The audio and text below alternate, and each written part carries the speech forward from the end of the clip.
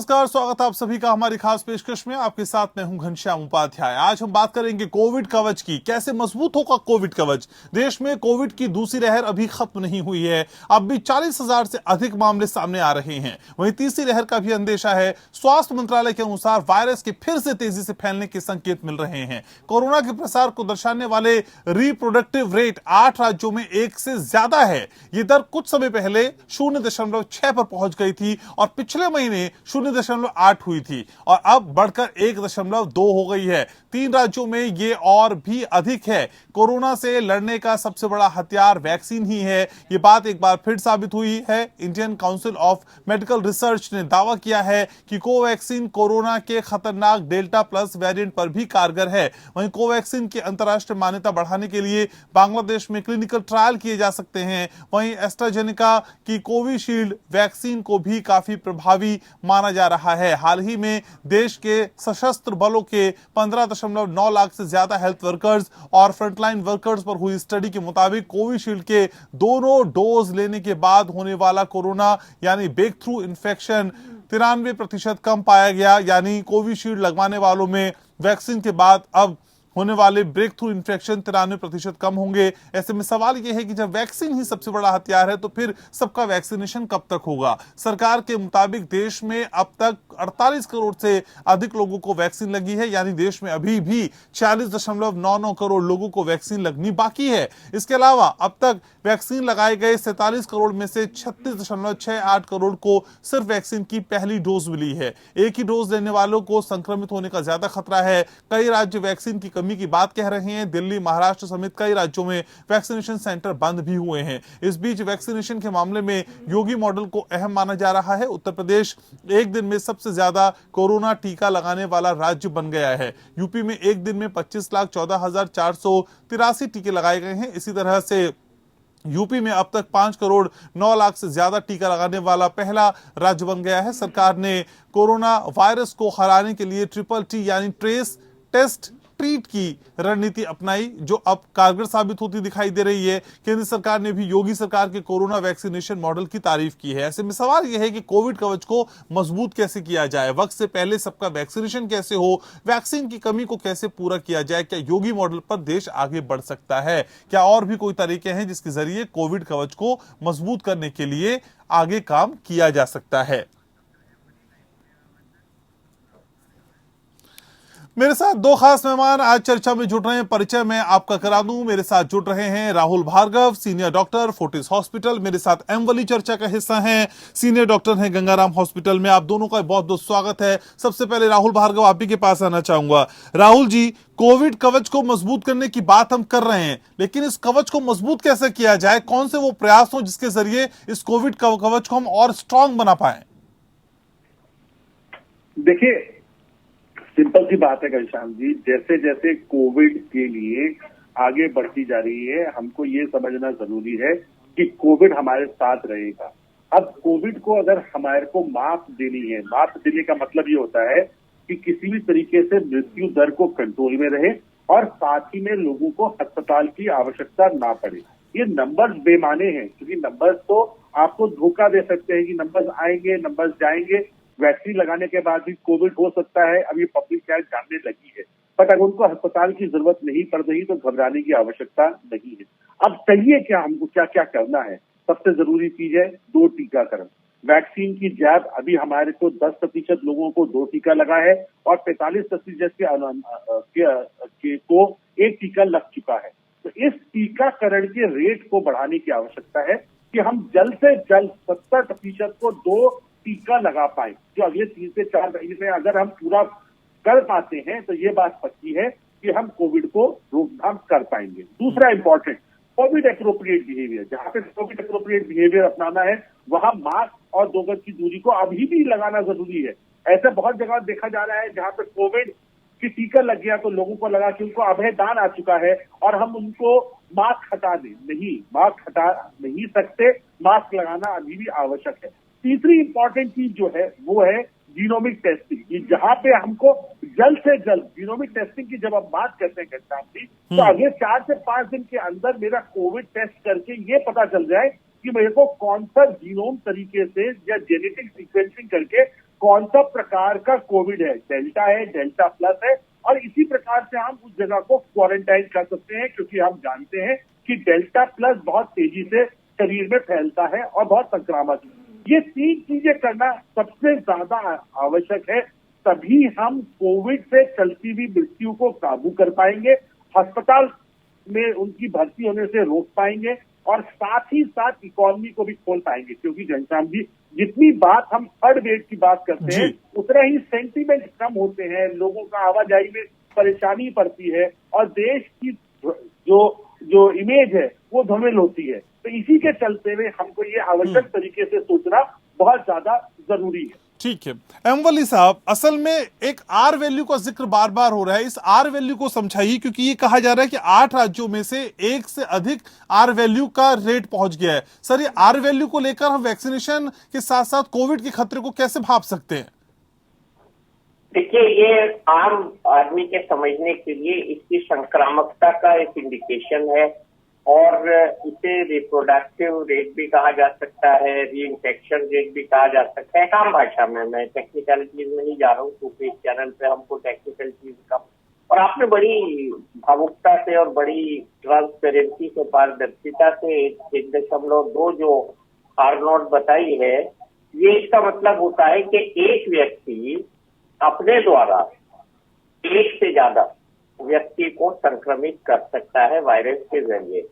ये हो गया एक एस्पेक्ट, और इसके अलावा हम ग्रोथ रेशियो को भी इससे असेस करते हैं। तो ये आर नॉट भी शुरू में इसको कहते थे, हम आर वैल्यू भी कहते थे, और इसको संक्रामकता का एक हम इंडेक्स भी मान सकते हैं कितना ये। और मुझे यहाँ कहते हुए ये बहुत अतिशयोक्ति नहीं हो रही है कि यूएस में और कनाडा में और ऑस्ट्रेलिया में भी आज की तारीख में अगर हम देखें तो आर वैल्यू जो है 1.2 के आसपास ही है, जो हमारी इससे बुरी नहीं है, और कुछ ही स्टेट्स में है, ये पूरे इंडिया की आर वैल्यू नहीं है ये। और ये जो प्रोमिनेंट स्टेट्स है, मैं आपको बताऊं, इसमें जम्मू कश्मीर, हिमाचल प्रदेश, केरला को हम तो पता लग ही गया सबको, लक्षद्वीप भी है इसमें, तमिलनाडु, केरला, मिजोरम, कर्नाटका और पुदुचेरी, ये वो स्टेट्स हैं जिनमें ये संक्रमण ज्यादा है। पूरे भारत में, क्योंकि भारत भौगोलिक उससे एंगल से, भौगोलिक दृष्टि से इतना बड़ा देश है कि इसमें कोई भी चीज ऐसी होमोजीनियस नहीं हो सकती। और डॉक्टर राहुल भार्गव ने अभी एक बहुत अच्छी बात बताई कि ये संख्या और नंबर के आगे पीछे और दूसरी और तीसरी वेव के आगे पीछे हमको नहीं घूमना चाहिए। जो 3 बिंदु जो बताए गए हैं, जो डॉक्टर भार्गव ने भी बहुत स्पष्ट रूप से बता दिए हैं, और वही 3 बिंदु हैं जिनके आसपास हमारा ये सारा कोरोना से रोकथाम का जो कार्यक्रम है और तरीका है वो रिवॉल्व करता है। उसमें टीकाकरण है, उसमें कोविड एप्रोप्रिएट बिहेवियर है, और उसमें बहुत सेंसिटिविटी के साथ, बहुत ही साइंटिफिक फर्वर के साथ, जिसको हम कहते हैं वैज्ञानिक दृष्टिकोण के साथ, हमको ये देखना पड़ेगा कि इसकी जीनोमिक जो संरचना है वायरस की, वो किस प्रकार से बदल रही है, तभी हम इसका पीछा कर पाएंगे। नहीं तो वायरस आगे आगे और हम पीछे पीछे, ये हो जाएगा। और अभी जो कई दिन से हम बार बार सुन रहे हैं, केरला में संक्रमण बहुत ज्यादा है, आधे देश के केसेस केरला से आ रहे हैं। उन्होंने शुरू में बहुत अच्छा प्रिवेंटिव काम किया था, इसलिए उनके यहाँ जो वो जिसको हम कहते हैं इम्यूनोजेनिसिटी पैदा होना, या लोगों के अंदर एक तरह की प्रतिशोधात्मक शक्ति पैदा होना, वो शुरू से कम रही। तो ये भी एक कारण रहा केरला में ज्यादा केसेस के आने का। तो ये सब मिली जुली बात जो हम कर रहे हैं, मैं तो ये कहूंगा घनश्याम जी, आप ऐसी मुरली बजाइए अपनी चैनल से कि उसको सुन के सब टीकाकरण सेंटर की तरफ भागे। वही आज की तारीख में इसका इलाज है, वही इसके संक्रमण को रोकने का बेहतरीन तरीका है। और जैसा कि डॉक्टर ने अभी बताया, डॉक्टर राहुल ने, कि बहुत कम प्रतिशत लोगों को, 10% लोगों को 2 टीकाकरण हुआ है, 2 टीका लगा है। बाकी जो हम ये अपने डाटा रोज बता रहे हैं, उनको अभी पूरा टीकाकरण नहीं हुआ है, 2 नहीं लगे हैं। और हमने ये देखा है पिछले 4-5 दिनों में कि दिल्ली जैसी स्टेट ने, महाराष्ट्र जैसी स्टेट ने, और अभी आपने योगी जी के कार्यक्रम का जिक्र किया, इन्होंने करके दिखाया है। और इससे पहले मध्य प्रदेश ने भी 4 हफ्ते पहले करके दिखाया था कि हम बहुत ज्यादा बड़ी तादाद में लोगों को टीका लगा सकते हैं। सामर्थ्य है, विल पावर है, लोगों को आना जरूरी है टीका लगवाने के लिए। टीके की सुई इतनी लंबी नहीं है कि उनके घर तक पहुंच सके, उनको चल के आना पड़ेगा टीकाकरण केंद्र पे, तभी हमारा ये जो है कार्यक्रम सफल होगा। और ये हमको बहुत जल्दी करना है, अब समय बहुत कम रह गया है, बातें करते करते भी 2.5 महीने निकल गए हैं। अब समय है कि सब लोग आए, टीका लगवाएं, और अब टीका उपलब्ध है, सब जगह उपलब्ध है। बहुत कम ऐसी 1-2 जगह है जहाँ के लॉजिस्टिक प्रॉब्लम की ठीक है वजह सर। से टीका नहीं पहुंच रहा है। ठीक है, आप मेरे साथ रहिए सर। डॉक्टर राहुल भार्गव, असल में जिस तरह का माहौल हम इन दिनों देखने लगे हैं, उसको देखकर क्या ये मन में सवाल आना लाजमी है कि दूसरी जो वेव थी वो खत्म हो चुकी है? क्या ये हम मान के चलें सर, सेकंड वेव खत्म हो गई है? घनश्याम जी, लोगों के दिमागों में और मस्तिष्क में शायद दूसरी वेव खत्म हो चुकी है, पर जमीनी हकीकत ये बताती है कि अभी दूसरी वेव चल रही है। वो केरला हो, महाराष्ट्र हो, जिस प्रकार से आंकड़े आ रहे हैं, कभी उसमें गिरावट आई ही नहीं। वो स्लो एंड स्टेडीली पॉपुलेशन को अफेक्ट करती जा रही है। तो कितना अच्छी चीज है, आप एक बात समझिए कि स्लोली वायरस सब में फैलेगा। 100% जनता को या तो वैक्सीन के माध्यम से या इन्फेक्शन के माध्यम से इन्फेक्शन होगा, इम्यूनिटी बढ़ेगी। अब इसमें से कुछ सबसेट ऐसा होगा इम्यूनिटी जिसकी बहुत अच्छी होगी, और ज्यादातर लोग ऐसे होंगे, 90% ऐसे लोग होंगे जिनकी बहुत अच्छी इम्यूनिटी होगी, तो वो वायरस को हर साल बूस्टर की डोज लेके हराते रहेंगे। कुछ लोग उसमें इम्यूनिटी कम होगी, शायद उनको जल्दी बूस्टर की डोज लगे, या अगर उसमें संक्रामक बहुत तेजी से होता है, रोग होता है, तो वो अस्पताल में भर्ती होकर जिस भी प्रकार का इलाज लेते हैं वो बच जाएंगे। क्योंकि हमको ये बात पता चल चुकी है अमेरिका से भी कि अगर वैक्सीनेशन लगाते हैं तो मृत्यु दर 0.01% पे आ जाए। तो ये बात आपको समझना, हम सबको समझना जरूरी है अमेरिका के मॉडल से, कि कोविड और कोरोना हर साल हमारे साथ नंबर्स बढ़ाएगा, और उसमें से सर्वाइवल ऑफ द फिटेस्ट होगा। जो बहुत स्ट्रांग होगा वो बच जाएगा, और जिसकी इम्यूनिटी खत्म या खराब होगी या प्रॉपर तरीके से माउंट नहीं कर पा रही होगी, वो शायद अस्पताल में इलाज की उसको आवश्यकता पड़ेगी। और बहुत सारे लोगों को पहली वेव की तरह अस्पताल जाने की आवश्यकता नहीं पड़ेगी।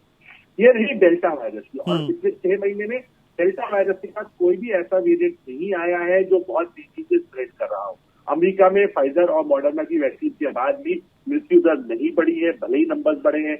आपने यूके में देख लिया, हॉस्पिटलाइजेशन रेट नहीं बढ़ा।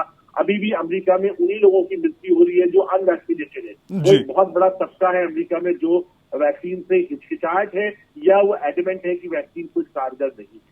उन्हीं लोगों में आज भी मृत्यु दर बढ़ रही है। तो ये बात पक्की है कि कोई भी आप वैक्सीन ले, वो आप वैक्सीन ले, कोविशील्ड ले, सब बराबर है। वैक्सीन के माध्यम से बॉडी की इम्यूनिटी बढ़ती है और कोविड की संक्रामक शक्ति जो होती है वो घटती है, और उससे होने वाली मृत्यु दर में सब्सटैंशियल तरीके से गिरावट आती है। तो ये बात हमको समझना सबसे ज्यादा आवश्यक है Ghanshyam ji.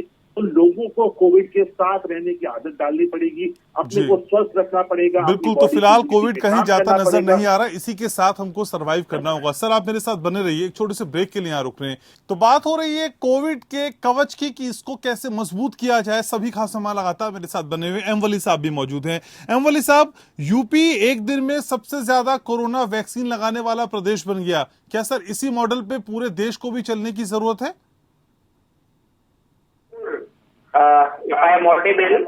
Sir yes, you are audible sir, please बोलिए। देखिए, वो मॉडल जो है इस सब में जैसा डॉक्टर साहब बता रहे हैं, मैं इससे सहमत हूँ।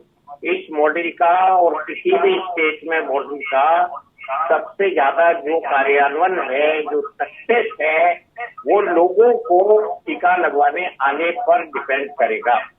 ये सबसे बड़ा इसमें कॉमन डिनोमिनेटर है। लोग आएंगे, टीका लगवाएंगे, हमारा कार्यक्रम सफल होगा। इंसेंटिव हम इतने नहीं दे सकते जैसे बाहर की कंट्रीज दे रही है। हमारा इंसेंटिव यही है कि आपको हम बहुत से सुरक्षित कर रहे हैं, हम आपको बीमारी से सुरक्षित कर रहे हैं, बीमारी के तेज हमले से सुरक्षित कर रहे हैं। और मुझे कहते हुए एक बार फिर ये बात अच्छी लग रही है कि वैक्सीन हेजिटेंसी अमेरिका में हमसे ज्यादा है। अगर हमारे यहाँ 18-20% है तो वहाँ 30% है। तो उनके लिए तो ये चीज है कि वो अपने मॉडल में इसको दाखिल करें, लेकिन हमारे लिए ये नहीं है। अब ज्यादातर गाँव के लोगों में भी टीके का डर निकल रहा है, और अब हमारे ऊपर है, the ball lies in our court कि हम कितने एफिशिएंटली उन तक टीका पहुंचाए। और उनकी कोर्ट में जो बॉल है वो ये है कि वो कितनी जल्दी भागकर टीका लगवाना है। तो दोनों अगर मिल जाएंगी बातें तो कार्यक्रम सफल होता रहेगा। और समय बहुत कम है, ये बार बार मैं कह रहा हूँ। और सेकेंड वेव की जो हम बात करते हैं, ये तो मिनिस्ट्री के लोग ही कह रहे हैं कि डेल्टा ड्रिवन सेकेंड वेव है, ये अभी इसका अंत नहीं हुआ है, ये तो ऑफिशियल स्टेटमेंट है। तो इससे तो हमको बच ही नहीं सकते। जो डेल्टा वायरस की जो मारक क्षमता है वो बहुत ज्यादा है। कहीं कहीं तो ये भी कहा गया है कि ये साफ नाक में कम समय तक रुकता है और फेफड़ों में जल्दी चला जाता है, और इसलिए इसकी जो है लॉस जो है बॉडी को, इसको संक्रमण जो है बहुत ज्यादा नुकसानदेह होता है। ये सब बातें कही गई है इसके बारे में। तो ये बहुत खतरनाक वायरस से बचने का वही उपाय है कि हम मास्क लगाएं, पाबंदी से मास्क लगाएं। और बीच में मास्क को उतारना, खाने के लिए, पानी पीने के लिए, या कहीं जाके किसी से हम बात करते हैं, पहली बार मिलते हैं, मैंने ये भी देखा है फ्रेंड लोगों में कि आप पहली बार अगर किसी से मिल रहे तो जरा सा मास्क उतार के उसको अपनी शक्ल दिखाना पसंद करते हैं। तो बिल्कुल आदत मत डालें लोग। इसके लिए सबसे ज्यादा जरूरी है कि हम मास्क को जितने समय बाहर है लगा कर रखें, नहीं तो मास्क लगाना बेकार हो जाएगा। उसमें मास्क के अंदर इन्फेक्शन बाहर से आ जाएगा, मास्क इन्फेक्टेड हो जाएगा। ठीक है। डॉक्टर राहुल भार्गव भी मेरे साथ है। डॉक्टर राहुल, असल में रोज इस तरह की चुनौतियां आप ग्राउंड जीरो पे देखते होंगे कि वैक्सीनेशन को लेकर किस तरह की जद्दोजहद हो रही है। सर, वर्तमान स्थिति को, वैक्सीनेशन के टारगेट को अचीव करने में आप कितनी बड़ी चुनौतियां इस राह में देखते हैं? सर, अभी कितनी मेहनत हमें और करनी पड़ेगी अचीव करने के लिए गोल को? घनश्याम जी, देखिए, इसमें दो पॉइंट है। एक तो जो बड़े शहर है वहां पे तो अधिकतर लोगों को पता है कि वैक्सीन लगानी है, पर ये अब शिफ्ट होना चाहिए गांव और टायर 2 सिटीज में, जहां पे लोगों में शायद उतना इंथुजियाज्म नहीं है वैक्सीन को लेकर, क्योंकि उनको लगता है कि वो बिना वैक्सीन के ही ठीक है। तो पहली बात, जो बड़े शहरों में बच चुके हैं वहां पे वैक्सीन की सप्लाई बहुत ज्यादा होनी चाहिए। जो उत्तर प्रदेश में कल कीर्तिमान स्टैब्लिश किया वो बहुत सराहनीय है, बट उसके साथ ये भी इम्पोर्टेंट है घनश्याम जी कि अगर वैक्सीन को हमारे को रोज सप्लाई मिलती रहेगी तो 1 करोड़ लोग रोज लगा के तभी हम एक समय सीमा के तहत पूरा वैक्सीनेशन कर सकते हैं। तो बड़े शहरों में वैक्सीन की तादाद को बढ़ाना आवश्यक है, सो दैट जो लोगों में इंतजाम है वो जल्द से जल्द वैक्सीन लगा पाए। अब रही बात देहात की और गाँव की, वहां पे लोगों को आपको मोटिवेट करना पड़ेगा, मैंडेटरी नहीं कर सकते।